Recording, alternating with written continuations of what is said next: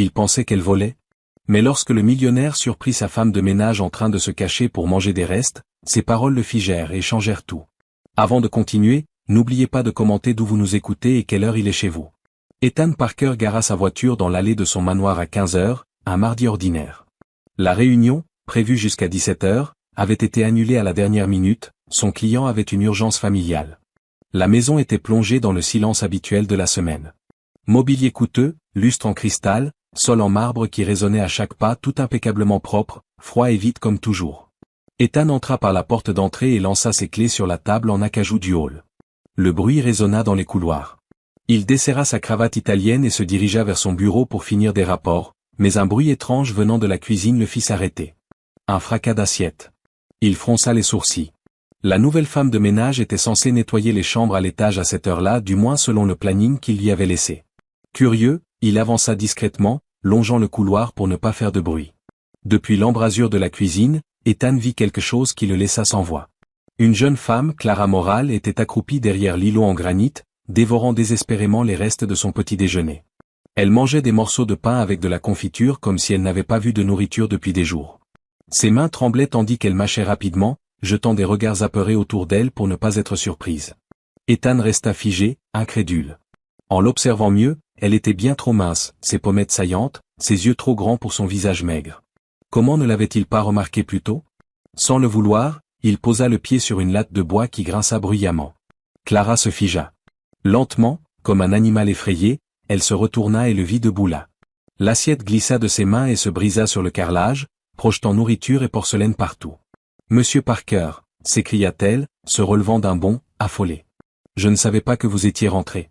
Je suis tellement désolée, s'il vous plaît, ne me renvoyez pas. » Clara tomba à genoux et tenta de ramasser les morceaux à main nue. « Je sais que c'était mal, je sais. » « Arrêtez. » La voix d'Ethan était basse mais ferme.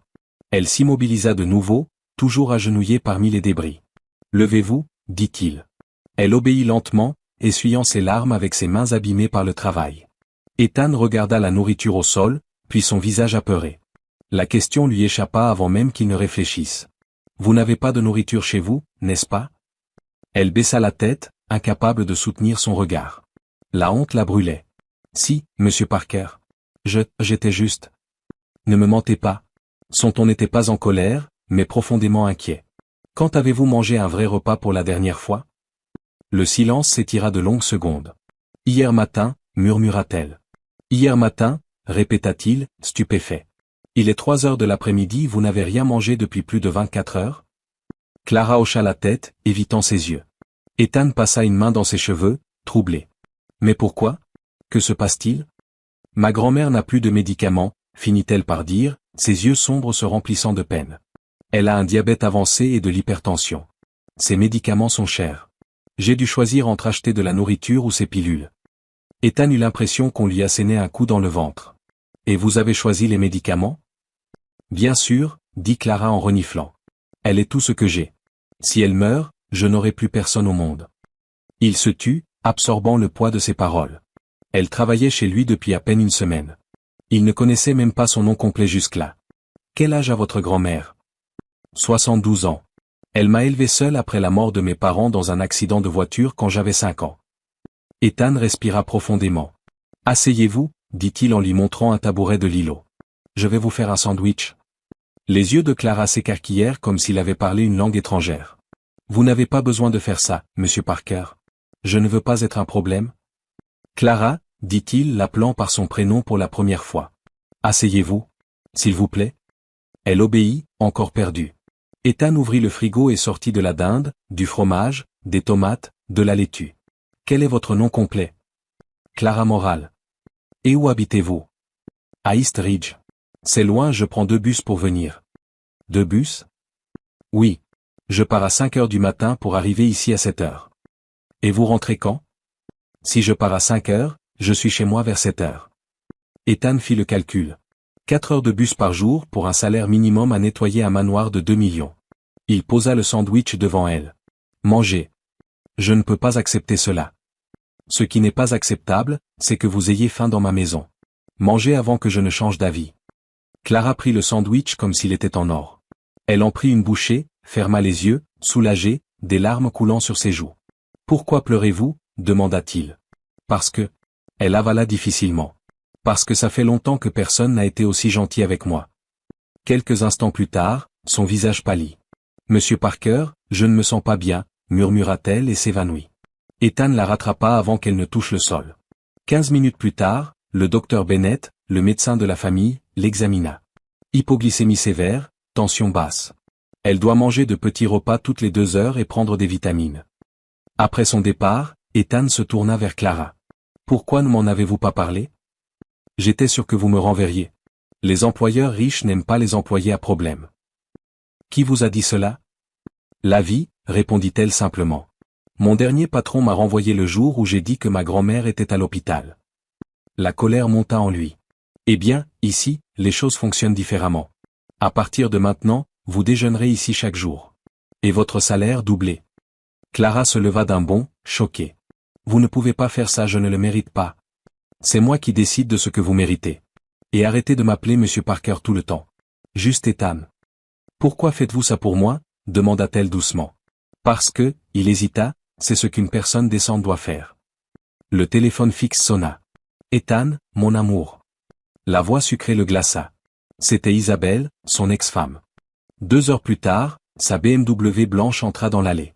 Elle semblait sortie d'un podium, cheveux parfaits, vêtements de créateur, maquillage valant plus que le salaire mensuel de Clara. « Chérie, tu es magnifique », ronronna-t-elle en tentant de l'embrasser. Il se recula. « Que fais-tu ici, Isabelle? Tu me manques, notre maison me manque. » Elle entra sans y être invitée, observant tout. L'endroit est différent, organisé. J'ai engagé une nouvelle femme de ménage. Oh, efficace, n'est-ce pas? Dit Isabelle avec un sourire trop innocent. Son intérêt s'aiguisa lorsqu'elle vit une jeune femme modestement vêtue nettoyer la cuisine. Vous devez être la nouvelle employée. Je suis Isabelle, l'ex-femme. Oui madame, dit Clara, nerveuse. Vous êtes très jeune? 23 ans? Oui madame. Et ici depuis 1 semaine? Ethan arriva, mal à l'aise. Isabelle, qu'es-tu venue chercher exactement? Mes boucles d'oreilles de perles, je les ai laissées dans notre chambre, se reprit-elle. En haut, elle glissa le bracelet en diamant dans le sac de Clara. En bas, elle monta le piège parfait. J'ai oublié mon bracelet ici hier, dit-elle. Ils fouillèrent partout. Peux-tu vérifier son sac? Juste pour être sûr. Clara se figea. Vous m'accusez de vol? Je n'accuse personne, répondit Isabelle d'un ton mielleux. Dans le sac, portefeuille, rouge à lèvres, bonbons, et le bracelet. Je le jure, je n'ai pas. Bien sûr que non, dit Isabelle avec une fausse compassion. Ethan semblait perdu. Amanda, Vous n'avez pas besoin de me renvoyer, dit Clara en larmes. Je démissionne. Après son départ, Isabelle sourit faiblement. Tu as bien fait.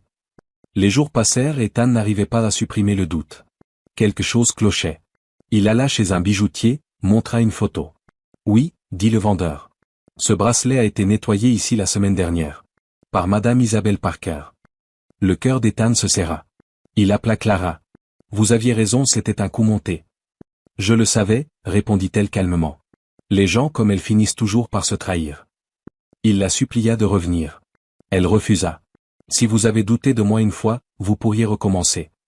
Ce soir-là, Isabelle annonça qu'elle était enceinte. Elle montra des papiers médicaux, échographie, prescription, tout semblait authentique. Ethan se sentit piégé entre le devoir et le doute. Il en parla à Clara, qui dit seulement, « Alors vous avez une responsabilité maintenant. Faites ce qui est juste. » Les mensonges d'Isabelle s'assombrirent, elle engagea des hommes pour harceler Clara, détruisit sa maison, et envoya des menaces, « Tu aurais dû accepter mon offre. » Gabriel fit loger Clara et sa grand-mère à l'hôtel et appela la police. Mais Isabelle avait un coup d'avance. Son amie Marina appela Clara, prétendant la prévenir puis l'attira dans un piège. Clara disparut. Des heures plus tard, Isabelle appela Ethan. Elle va bien pour l'instant. Viens à l'ancienne cabane familiale. Seul. 2 heures. Il laissa un mot à Madame Morale et fonça sous la tempête. Dans la cabane, Clara était attachée à une chaise, le visage tuméfié mais déterminé. Isabelle tenait un couteau de cuisine. Dis que tu ne l'as jamais aimé, ordonna-t-elle. Dis que tu m'as toujours aimé. Ethan croisa le regard de Clara, elle secoua la tête mais il dit les mots pour lui sauver la vie. Isabelle sourit, abaissant le couteau. Parfait. Maintenant elle restera ici jusqu'à ce que quelqu'un la trouve, dans quelques jours peut-être. Ethan se jeta sur elle, faisant tomber le couteau.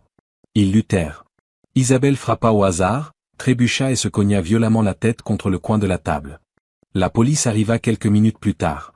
Isabelle survécut mais pas sa liberté. Elle fut inculpée d'enlèvement, d'agression et de fraude. Des mois plus tard, au tribunal, Isabelle apparut pâle, furieuse et sans remords. Le juge lut sa peine, 8 ans de prison.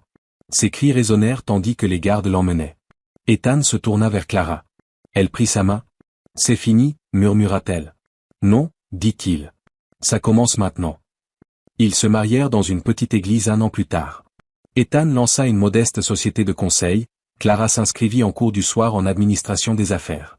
Plus tard, elle ouvrit sa propre entreprise de nettoyage Dignity Cleaning Service fondée sur des salaires équitables et le respect. « Tout travail honnête mérite la dignité », dit-elle. Les années passèrent. Ils construisirent une maison simple remplie de chaleur et de rire. Une lettre arriva de prison, Isabelle, s'excusant, prétendant que la thérapie l'avait changé. Clara la lut et dit, « Je lui pardonne pas pour elle, mais pour moi. » 3 ans plus tard, ils eurent une fille, Sophia. Un après-midi, la fillette courut dans le jardin, leur montrant une fleur qu'elle avait plantée. « Regarde, maman. Elle pousse. » Clara sourit. « Oui, mon amour.